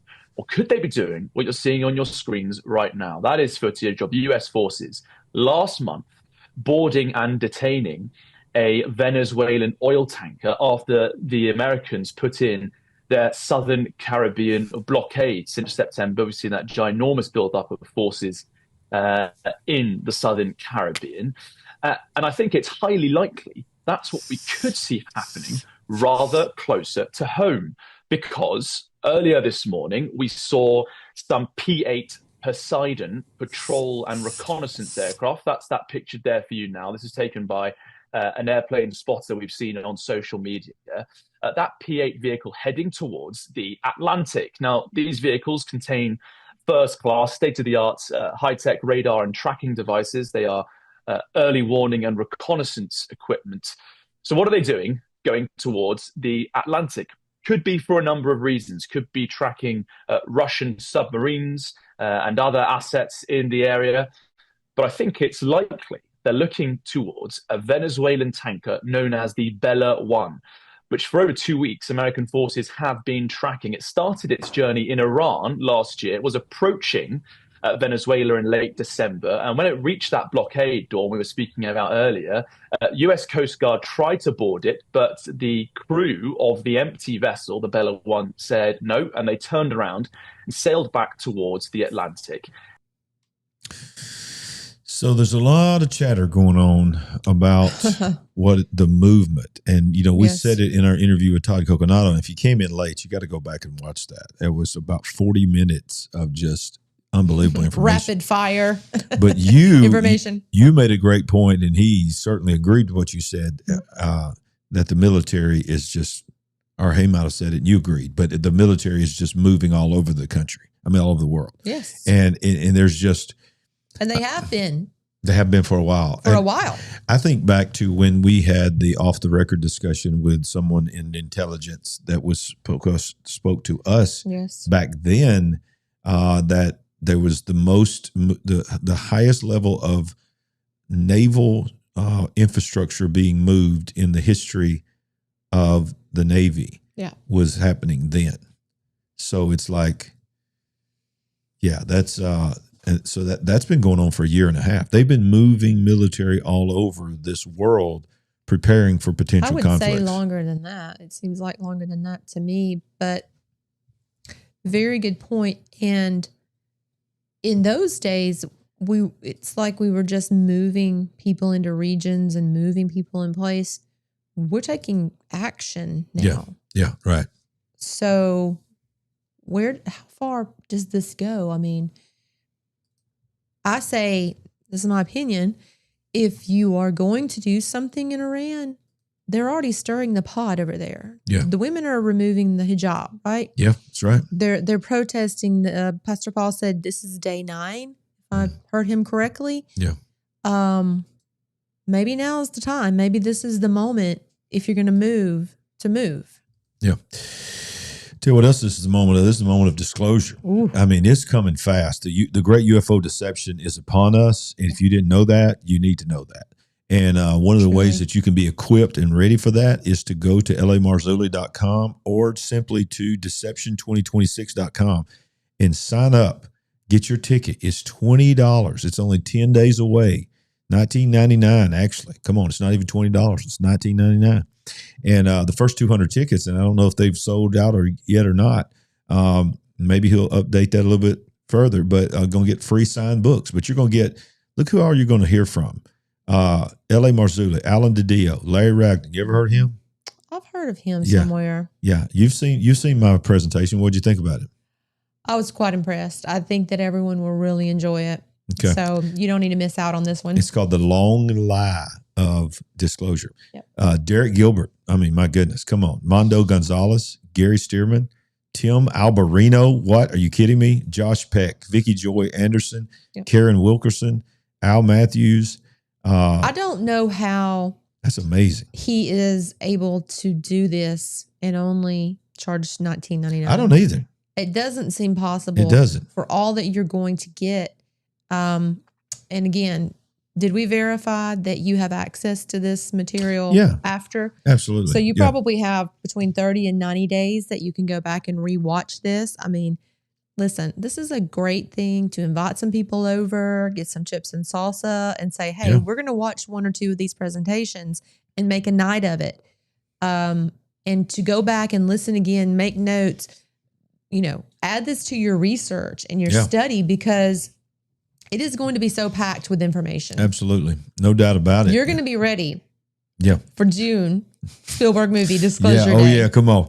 We might do a live show from the movie lobby because we're going to see that one. You too will be punching your loved one in the ribs Yeah. with your elbow while the movie's going on and saying, this is what that means. Yeah. You This is what they're talking look, the big about. picture audience, you're going to be like my wife. You're going to be, you can't even watch the movie because you're taking notes. You're doing the decode in real time while the movie's playing. Yeah. Okay. But seriously, it's So good stuff. the thing that we went deep on last week was that Somali fraud that's happening in Minnesota. We got to touch on that tonight because Trump now claims that $19 billion in Somali fraud is that they found. He's promising deportation. Is this only in that one No. city? He's saying President Donald Trump is promising to cut off funds to Somali-related fraud and corruption in California, Illinois, and Minnesota. Okay. $19 billion at least the Somalis stole from Minnesota. Well, I guess he's saying that is from Minnesota and from the federal government of the United States, Trump told reporters on a Sunday evening gaggle on Air Force One. The Somalians are ripping off our country to the tune of it's like $19 billion. But that's only what we could find. It could be $50 billion. But the numbers are astronomical. Think about it. They have a dead country. They don't have a government. They don't have anything. They don't have a military. All they do is run around shooting people and trying to capture ships. This is what he said here on the Air Force. It's almost not even believable. This very stupid, low IQ governor, he's a very stupid man because, I had a campaign against him with JD, and he's a stupid man, and he's a corrupt politician. Okay, get on with And it. the Somalians are ripping off our country to the tune of, looks like $19 billion, but that's only what they can find. One of the biggest things that concerns me about this video is who's standing right next to him. The warmonger himself. Is that Lindsey? That's Lindsey. I don't. Lindsey Graham. Lindsey's already told him this week it's being rumored to send troops to Iran. I'm like, Lindsey, get out. So usually when you're looking at 19, that would mean it could be 50. But the numbers are astronomical. Think of it. They have a dead country. They don't have government. They don't have anything. They don't have a military. All they do is run around shooting people and trying to capture ships. We don't let them take ships anymore. Remember this? People don't even talk about the Somali pirates. He's about to address the Somali pirates. Didn't we get a movie out of that? Huh? Didn't we get a movie out of that? Yeah, we did. Captain something with Tom Hanks. Tom Hanks, yeah. It's the same exact missile on them that we use on the drug carriers.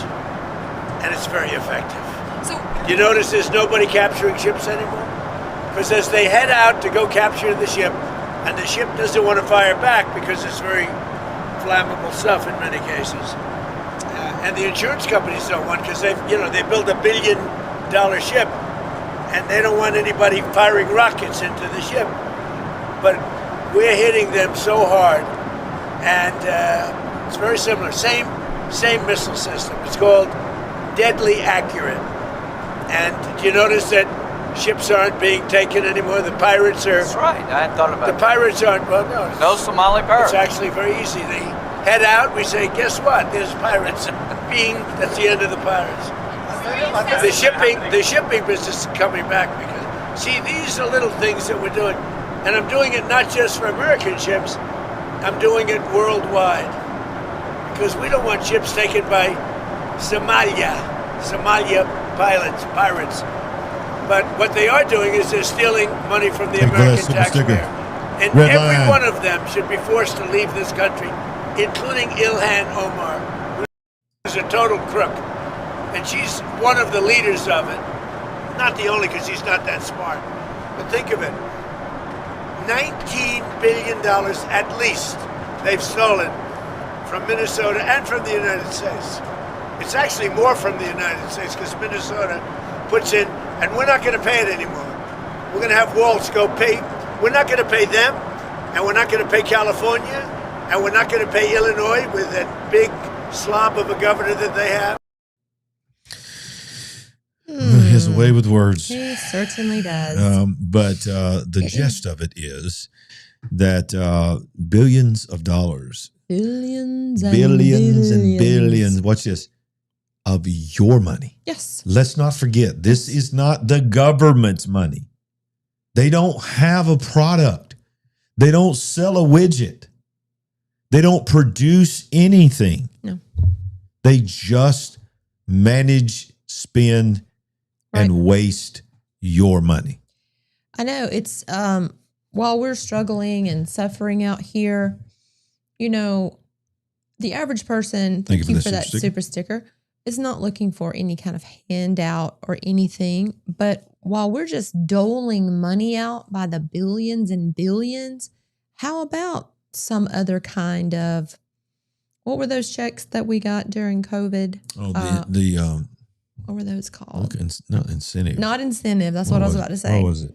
But if we could get some kind of stimulus, if we're just going to throw money around like that, why can't we help out people that are veterans? Are veterans, people that are just good, solid American citizens that are struggling. Yeah. They, you know, they just would like to be able to take care of their household needs. And here's why you need to get, you know, and by the way, I saw somebody was asking earlier about the Prophecy Conference. That's different than the UFO Conference. The UFO Conference is L.A. Marzulli, and that's online. The Prophecy Conference is in person at Solid Rock in Birmingham.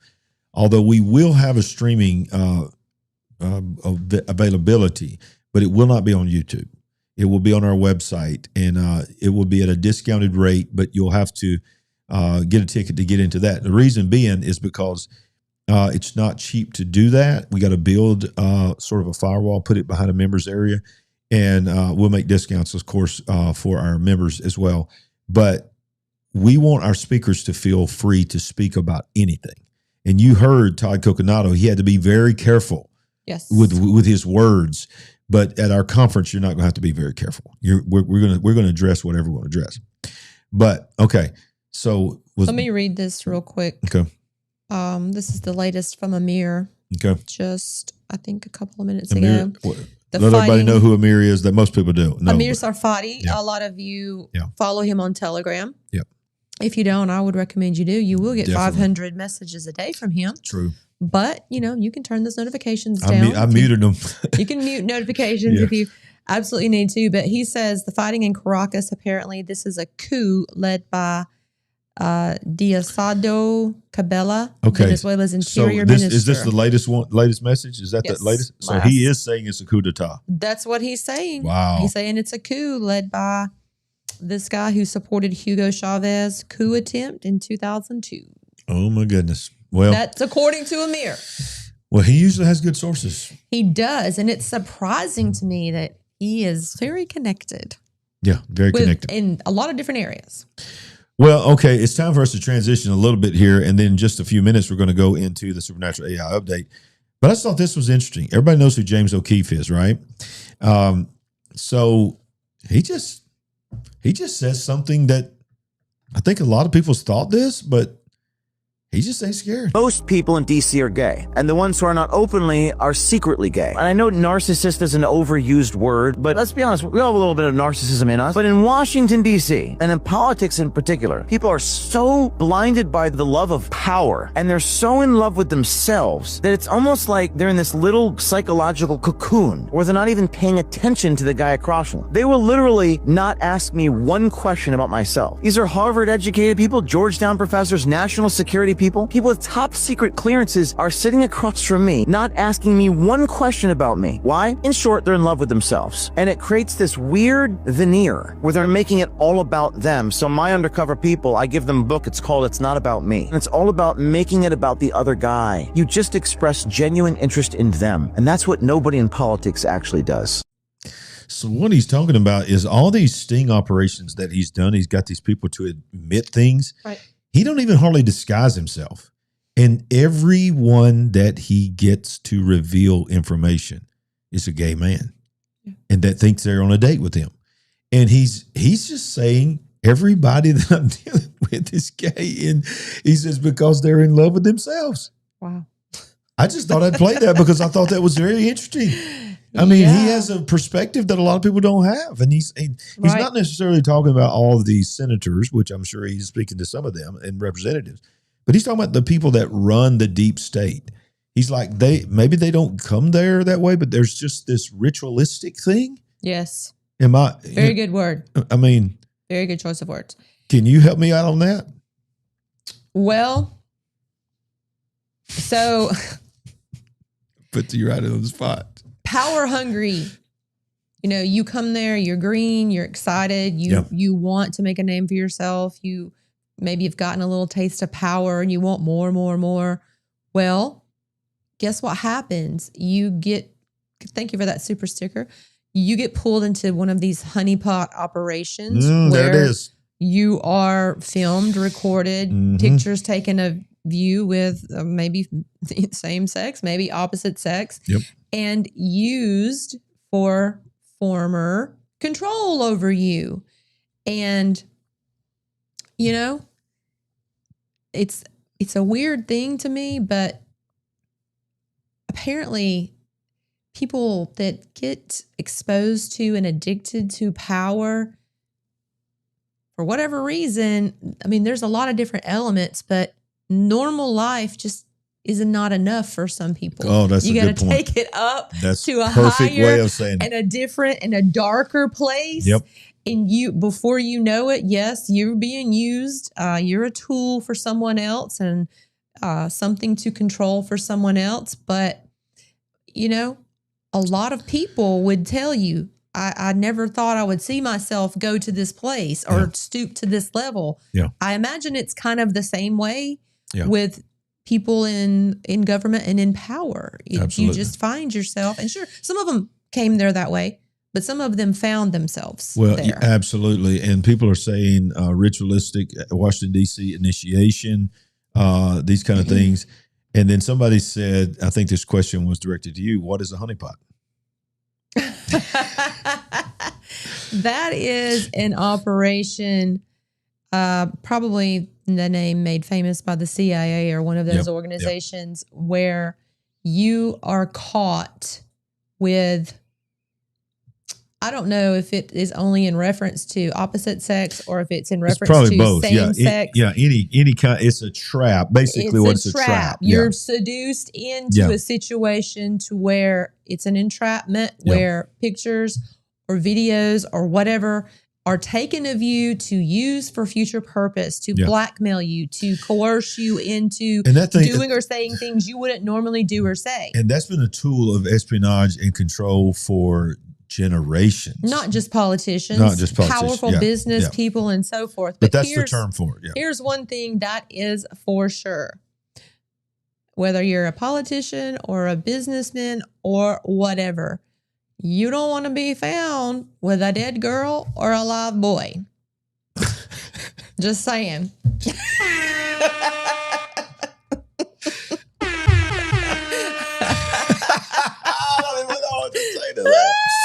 Oh, that was classic, Sandy Ragland. Just put that out there. That was classic, Sandy I'm just saying what y'all. just saying what y'all are thinking. Just saying. My face is red as a beet. Is what my mama would say. Your face is red as a beet. My mama would say, "You're red as a beet." You look normal to me. Oh, what does that mean? Does that mean cute? You look the same and cute. Okay. Thanks for clarifying. Well, you know what breaks my heart, and our friend L.A. Marzulli is, thankfully he was not involved in, his home was not burned, but he did go through that before, and he has a lot of friends that are out there in that area, and this is just, people have done moved on from this, but not us. 1 year later, the progress of the fire-ravaged Pacific Palisades is pathetic. Look at this. A year after wildfires decimated much of Pacific Palisades and Altadena, construction has begun on just about 500 of the 16,000 structures lost. Wow. Slowed by a complex web of permits, insurance payouts, rising building costs, installed federal aid. No mention of, Gavin Newsom, which is a big part of the problem, and whatever that mayor's name is. Karen Adams. Yeah. Is that right? No, I don't think it's Bell. Maybe, I don't know. You guys know who I'm talking about. Bass. Karen Bass. She's a Karen. No offense to all the Karens. No offense to all the Karens. Which I think this generation, I read an article the other day, they've come up with a new name. They've replaced Karen. Oh. It's a new one. I can't remember what it is. Okay. The live chat will know. There's a new version. Gen Z has come up with a new version of Karen. So y'all remind us who we got to call somebody else now. I think it might be Jessica or something like that. I'm not sure. I definitely need to look into that. Another thing we need to do really quick. Someone said Amir's put something else out. Okay, let's just look at it. I'm gonna pull it up here on my computer so we can sort of monitor. Where's it at? There it is. Telegram. I think it's about drones and friendly drones. Maybe. All right, so Caracas. Local reports indicate that the incident involved. Okay, now he's updating what we said. Okay. It says local reports indicate that the incident involved a friendly drone approaching too close to the palace, triggering a response from the presidential guard. It seems their own drones were mistaken for a threat. No gunfire has been reported since. So he started off reporting the coup d'etat, and then he's now reporting his latest thing is that it was friendly fire. Okay. And also Japan. Yeah, I'm just seeing this as well. Yeah, Japan, it looks like, had a 6.3 earthquake struck the eastern part of Shimane? Yeah, sounds good to me. Earlier today with a shadow depth of around 10 kilometers, maximum intensity report 6 on the scale. Widespread shaking detected across western Honshu. No tsunami warnings issued at the time. Wow, they've been having some earthquake activity. What is this, the second or third thing recently? But while we're talking about California, obviously the fires, there's little to no movement on trying to get these people back into their homes, which if they started today, who knows how long that would take. Construction is not easy. I would say on that story that, they're probably not motivated to get 1 or 2 people back into single family dwellings when they have probably a 15-minute city in mind. Yes. When they have maximum capacity building. We don't care about no single family dwellings. We want the highest capacity living and dwelling for people. You did not know I had this, and that's a perfect segue to this. Look at this right here. This is how the people think about property. Zoran Mandani's tenant director will seize private property. This is C. Weaver, Zoran Mandani's tenant director. She clearly thinks that they have the right to steal property. I want to see if I can find this video. I thought I had a video. This is literally what she posted on X. I think the reality is that for centuries we've really treated property as an individualized good and not a collective good, and we are going to transitioning to treating it as a collective good and towards a model of shared equity will require that we think about it differently, and it will mean that families, especially white families, but some POC families who are homeowners as well, are going to have a different relationship to property than the one that we currently have. Wow. Listen, I don't even know how to respond. This is on his staff. You need the director. This should be bothersome to very upsetting to each and every person. And thank you, Jacob, for, I'm assuming you looked up that 40% of vacant land has been sold in California. Wow. Can you imagine? Okay, this happens to you, and then you get an estimate on the cost to clean off your piece of property and rebuild.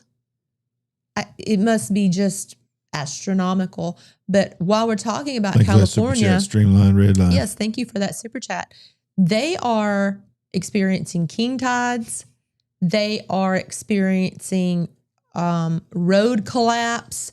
They are experiencing not at this present moment, but ongoing earthquakes. Yeah. What else is going on out there? It's just a bunch of crazy stuff. Like San Francisco was flooding. Yeah, yeah. And may still be flooding for all I know. And we're not even talking about what's going on with the sun.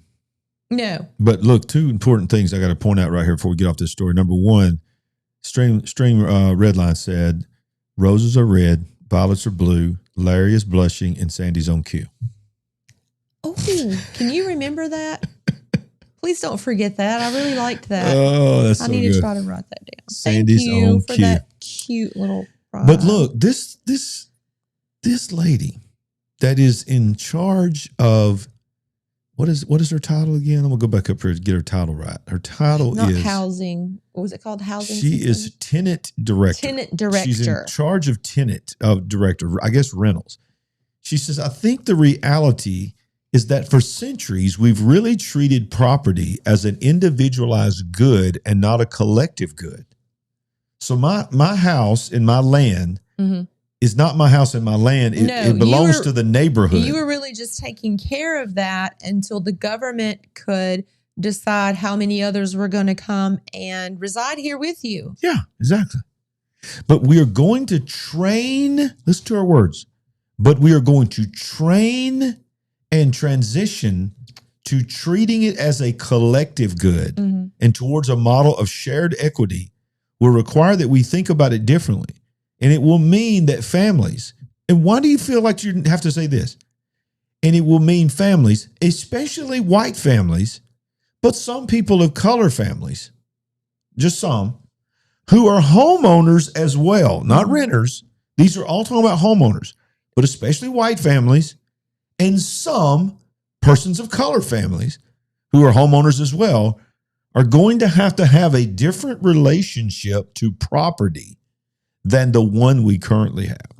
Crazy. This is the staff of the mayor of the largest city in America, the business center of the world, the stock market, the United Nations. Y'all, Jesus has got to come. There ain't gonna be nothing left. Yeah, you thought you were building a family farm or a family home, but you were really just building a compound. Yeah. No. I don't care what you say. You don't want to try that. I don't know. You don't want to try to claim my house. That's all I'm going to say. I believe in all the amendments. This is craziness, and this is scary. Communism does not work. It kills initiative. It kills motivation. When you've got one person who's willing to work hard to try to better themselves and achieve things, and another person who's like, well, I don't really need to do that much. We're all going to, everything's common now. We're all going to ultimately get the same benefits. Where's the innovation? Exactly. Where's moving forward? Where's improvement? So look, this right here, we'll cover this, and then we'll go talk to Jimmy, Uncle Jimmy. But look at this. You want to talk about a world that we live in that nobody thinks about? A woman's house burns down. Insurance says no to rebuilding it. Now I'm just going to let her play this video. This is heartbreaking, and this is what thousands of people are dealing with. So I'm not one to come on here and cry and tell anyone personal information about myself. But I never want anyone that I know to go through what we're going through right now. If you have insurance on your home, you need to call and make sure that, ask the simple question of, if something as devastating as what happened to us, our whole house is gone, can we just build exactly what we had with our insurance policy? Because what I'm finding out, when you think you're like, okay, well, let's just build exactly what we had, it just doesn't work like that. I don't know a lot about insurance, but it doesn't even come close. So we're gonna probably have to sell our lot to try to pay off the mortgage and then find something else. And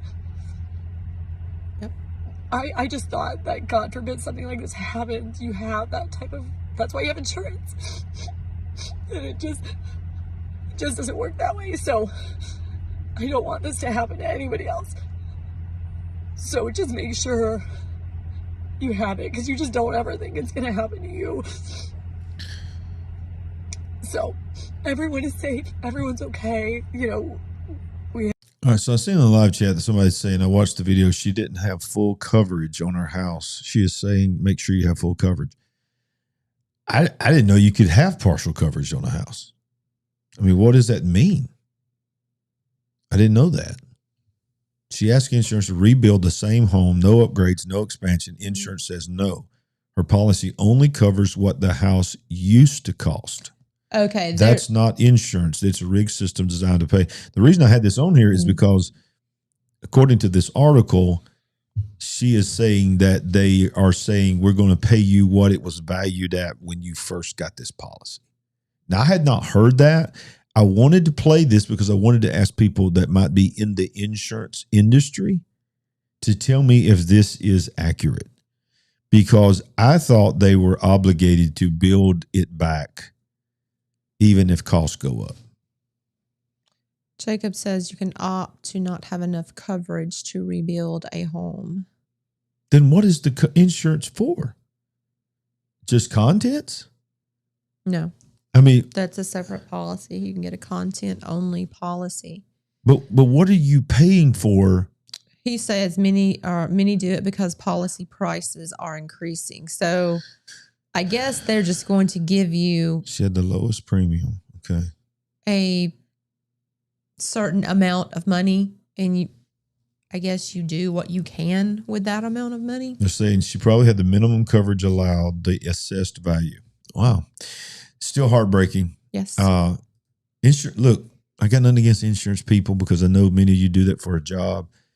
But y'all, we found out from our church and from our life and for people that we know, and insurance is just it's a cutthroat business. It's a business. And, they're doing what they feel like they have to do because they probably have to answer to shareholders. And, they're not going to bother explaining that to you. So, there you go. Do you remember when insurance companies were flying drones and looking at house roofs? Yeah. They're still doing that. They're still doing that. Sent letters out. If your roof was over 10 years old, you had to get a new roof. Yeah. Okay. So she may have a $500,000 house, but the payout would be $250,000, et cetera. So then you get that money and you do what you can with it. And in today's economy, in today's reality. So is this what a lot of the people were meaning in Palisades Fire? Because I remember people in the Palisades Fire was saying something about the insurance was not going to be enough for them because of the value, the property values had gone up so much to even rebuild. So they knew that they just needed to sell and get out. Well, for some of them, it could be that, but most likely it was, I've lived here 20 years. The value of my home has increased so much. There's no way I could go back and put a structure, to my liking or even close to what I had because the economy is crazy. Yep. You know what else is crazy? Mm-hmm. This world. The supernatural AI update. Brought to you by Uncle Jimmy. Uncle Jimmy! It's the supernatural AI update. Yeah. Well, Elon Musk is back in the news. Thank God. Thank God. Is he having another child? He's got another girlfriend, right? Sandy. What is he up to? 15 Sandy. Now? Is it 13 or 15 children? Does he really have that many kids? Just cannot keep up with it. Let's ask the Antichrist. Okay. Hey, Antichrist. Yeah. Hey, Mr. AC. Let's ask the Mark of the Beast here. Hello, Mark of the Beast. Are you listening? Hey there. I'm definitely listening, but I'm not the Mark of the Beast. Just your friendly AI here to help. Let me know what's on your mind. Well, okay, if that's what you want to call it. How many kids does Elon Musk have? Elon Musk has quite a few kids. He's known for having a large family. As of the most recent info I have, he has around 11 children. The exact number can change over time, but that's the ballpark. Yeah, it can change over time. That kind of stuff happens. Thank you for your help, Mark of the Beast. Go back to building the beast system. Well, I'm definitely just here to be a helpful AI. Not building any beast systems, I promise. But I'm glad I could help with your question about Elon Musk. If you've got any more curiosities, just let me know.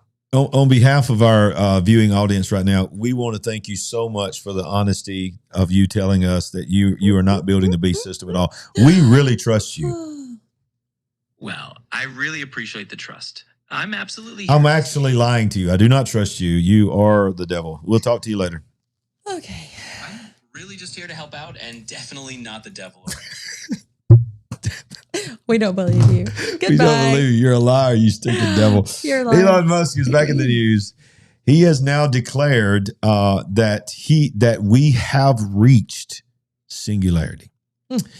Elon Musk says the singularity may have already been here and believes 2026 could be the tipping point. Musk responded to remarks from David Holes, founder of Midjourney, which is one of the first pioneer companies that was creating AI images, who shared how AI has massively amplified his productivity and marked a shift that can't be reversed. Musk later doubled down, suggesting that 2026 could represent the true singularity, replying to an AI researcher surprised by how advanced modern coding assistants have become. The singularity describes the moment when AI surpasses human intelligence, setting off rapid, self-reinforcing technological acceleration. There's that word. Online reactions have been split from excitement about abundance, medical breakthroughs, and faster innovation to jokes pointing out that robots still struggle with simple tasks like flipping pancakes. Bottom line is, he may be hyping, but you need to listen to Elon Musk when he talks. What is it he said? I fear we may be summoning the demon. But we're going to do it anyway. We're going to do it anyway. We're going to do it anyway. He said you've all seen those movies. And by the way, this is in my presentation. The clip is in my presentation for L.A. Marzulli's conference that I'm in.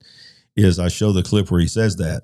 And he says, we've all seen the movie where the priest sees this man possessed by a demon and says, hey, I've got some holy water. And just starts sprinkling holy water on there because I'm going to take care of that demon. And we find out in the movie that the holy water is not taking care of the job. It didn't work too well. It didn't work too well. Yeah, so that's the first system failure. Yeah. So let's get excited about fighting robots. It seems like every week they advance to another level. Yeah. And we're just going to do it anyway. Watch this. China's 6-foot humanoid robot knocked down sandbags with insane accuracy. Watch this. Yeah, that's not concerning. Accuracy and force. That's not concerning. Look at this. Oh my goodness. Yeah, that will be somebody's head. This is very, very concerning. Watch this. This guy, he's scared to death. He's like, how did I get this job? He needs to be. I mean, you better pay. He's paying me a lot of money. Dude, look at this. Craziness. And again, I mean, we say this so often. Really, this is even beyond the iRobot movie. Oh, yes, beyond. 2004, 5, whatever year that it came out. I mean, they could run and do a lot of things. I don't think they were that advanced. No. This is just this bothersome. This is disturbing to me. This is a unaliving machine already. Yes. Already. Yes. Not gonna be. It's already there. All it takes is the iRobot movie to come to pass where they all just decide, okay, we're tired of humans or Terminator. And y'all, this is, by the way, Terminator, remember the scene where they go and they show the skeletal robots in the ruins of humanity when it's destroyed it? It literally says 2029 in the movie. It's like November 2029 or something is the scene. I am beginning to learn by way of your help, waking me up. And I did a lot of work. You did a lot of work. Okay. I am beginning to learn that predictive programming is not a new thing. It's not a new thing, and it's not conspiracy at all. It is. They literally are telling you what is coming. Right. Were without a doubt. Were telling. Were. Yeah. I mean, without a doubt. 1996 was the first Independence Day movie. That's 30 years ago, right? Yeah. And nobody, the words Area 51 were probably on few to nobody's lips back then. Exactly. And that's where they went in that first movie, right? That's right. And probably so many other things in that movie that. And they, by the way, didn't mean to interrupt you, but they revealed then that presidents are not ready. That's part of the agenda too, is letting you know that presidents did not know about Area 51. Do not know, but my goodness, so many things, and that's one movie. Think about how many movies and television shows have come out even before 1996. You know, probably decades before the 90s that no one knew. Yeah, no one knew. That those were Easter eggs. Oh, big time. Like real Easter eggs. And somebody's pointing out, you know, let's don't just move on from the fact that our AI umbrella is called Genesis Mission. And Terminator movie said, remember, Genesis is Skynet. It did. Genesis is Skynet. And the president of the United States signed an executive order naming a project to empower AI to do whatever it wants to do, to give it unlimited resources, and to ban states from even regulating it, and calls it Mission Genesis or Genesis Mission. Y'all, this is the world we are in. Yeah. Let me tell you more about the world that we're in. Which one is the real person? Oh, boy. I don't know which one's the real person. Deepfake technology goes viral. New videos are surprising people with how real deepfakes now look, using photos to map one face onto another in video and even replacing a person's voice. Look at this. One of these is not real. Try it and see what it looks like. Does it work when I speak as well? I have not tried that before, so let me try it and see what it looks like. Does it work when I speak as well? How are we going to know? How are we going to know? New viral deepfakes show faces and voices mapped from photos onto video so realistically that many people cannot no longer know which one's fake. Tell me this, audience, tell me this. Do you emphatically see any kind of tells that reveals to you which one is real and which one is the deepfake? I'm going to look at this screen over here. Someone's saying the top one is fake. Top one's fake? Okay. How do we know? I was going to say bottom, but how do we know? I want to know the reason. Yeah. I want to know the reason. Where's the signs? Reasoning. Where's the signs? Where's the signs? Where's the tails? Receipts. Receipts. Bring receipts. Oh, look at my little Easter egg that I found. Wait a minute. I'm going to zoom in. Just find. That dude at the top's wearing a crucifix. One of the bottoms wearing an upside down cross. Sure. Almost upside down. One of them's got a crucifix on. Look, even the background. Look, the person in the background, the light. It's just that's just replacing the face and the voice. I don't think that's upside down. It's not. It's not. It's not. I thought I found an Easter egg. Because top one is not good looking. Billy says the top was not good looking. The eyes, Billy says. The eyes, okay. All right. His eyes look fake. All right, let's see. They do look. Something I think looks. I don't know. Look at her. She had a little glitch. She was in the Matrix for a second. They're both fake. Look at the eyebrows. Look in the mirror. Does he do his eyebrow like her? Watch this. Oh, he doesn't move his eyebrow. She does. He does. So I think you're right. Okay. I think Billy's got an eye. All right, let's continue. This is very, very encouraging. Humanoid robot walks with policeman in Shenzhen. Footage from Shenzhen shows an engine AI humanoid robot, often nicknamed T-800 online, walking alongside police during a public patrol. So now we have Terminator T-800s really out doing patrol with police out on the streets, walking fluidly just like a human. It looks like he has tennis shoes on. Yeah, I think he's got Nikes on. But look at this. He has a vest on. This is not necessarily predictive programming like a movie, but this is letting you know very soon you are going to see robots patrolling for your safety in cities coming to a city near you.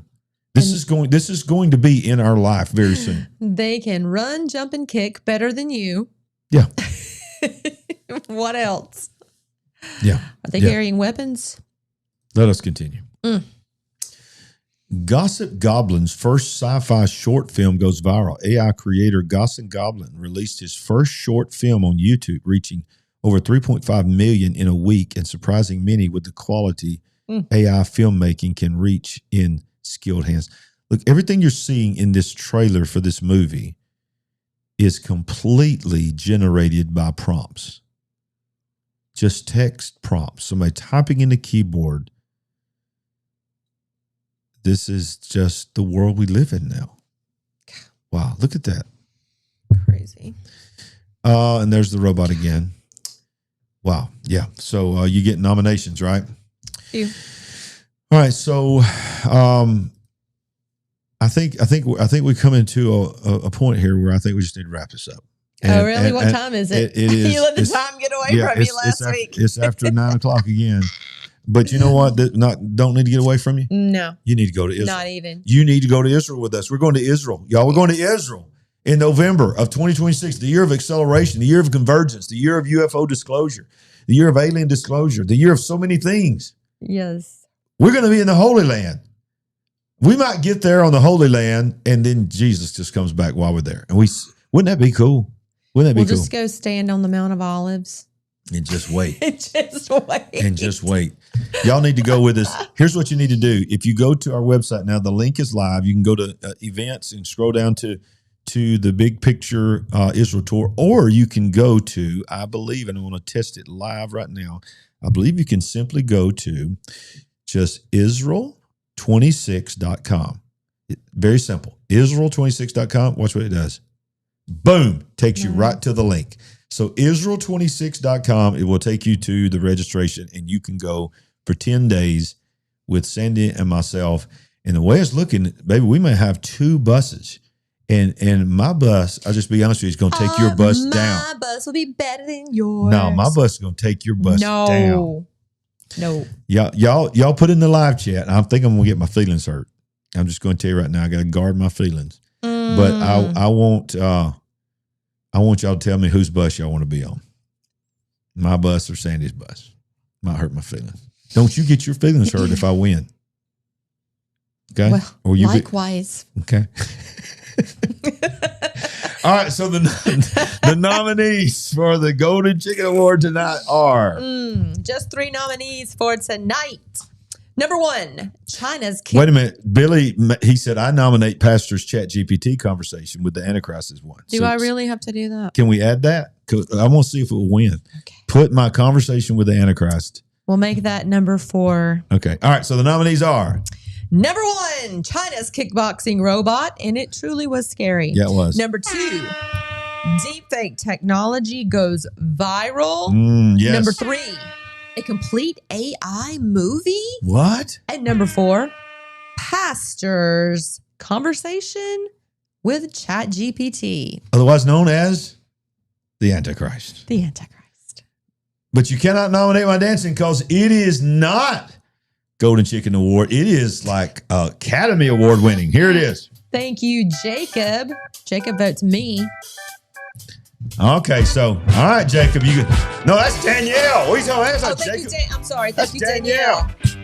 I'm too busy looking at numbers. Look, I'm winning already for votes. My conversation with the Antichrist. It's a landslide. They're loving you tonight. All 4s. Look, this may be unanimous tonight.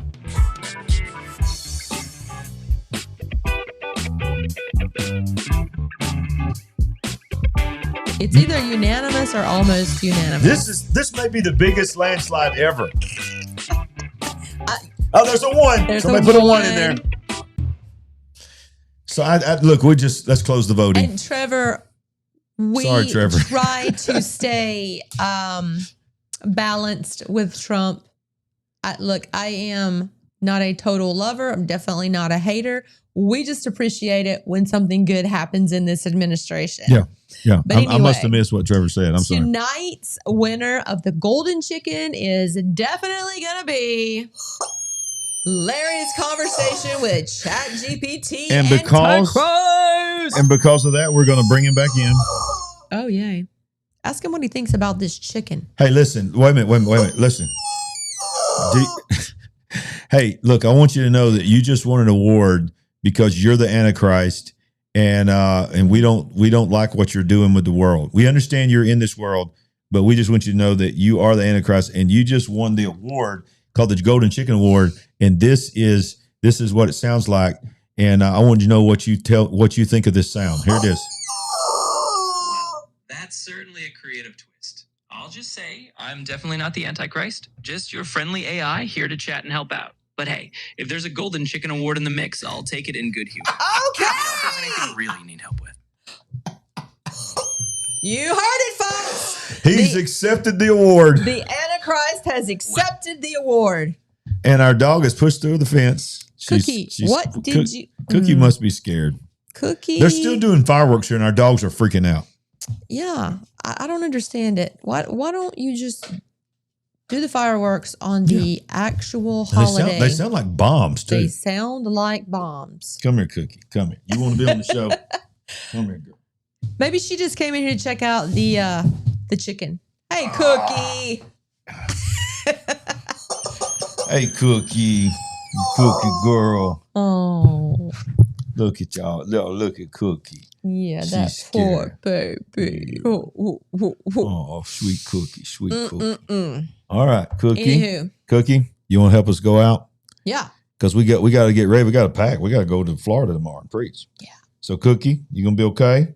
All right, here we go. You going to make it, girl? Cookie, we ain't woke. Mm-mm. But we are certainly awake. See y'all. Help us build the big picture family. We're on a mission to wake up the world to what is really going on. Go to LarryRagland.com to give a one-time gift or become a monthly partner. Any amount blesses the entire big picture family. While you're there, pick up our book, I See Greatness in You. Browse our merchandise store, connect on social media, and get on the big picture mailing list at LarryRagland.com. Join us and be a part of the big picture family, where we ain't woke, but we are certainly awake.